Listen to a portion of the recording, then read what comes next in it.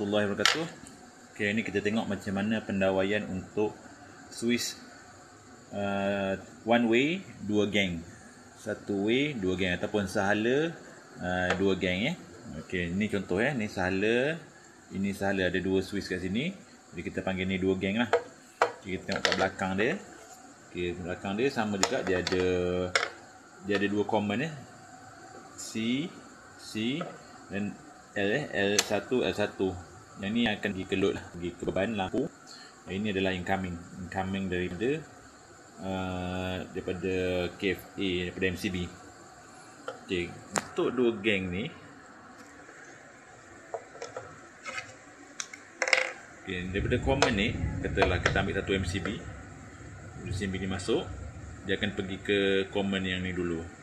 Ini daripada MCB Okey, masuk, dia akan pergi ke sini dulu. Kemudian yang ini kita pergi ke lampu lah, lampu 1.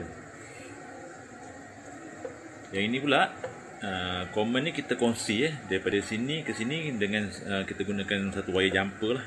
Sini jumper ke sini. Kita jumper ke sini. Barulah yang ini akan pergi ke beban ataupun lampu satu lagi. Jadi apabila wire live daripada sini masuk, dia akan pergi berkongsi dengan live yang sini melalui kabel jumper ni dan dapatkan bekalan ke sini, ke switch sini. Contohlah senang ini contohnya kalau kita ada ini untuk lampu bilik 1, ni lampu bilik 2. 1 bilik 2. Dia daripada MCB yang sama. Katalah MCB 6A kat sini. Okey, itu saja perkongsian kita hari ini.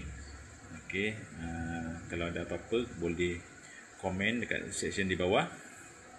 Assalamualaikum warahmatullahi wabarakatuh.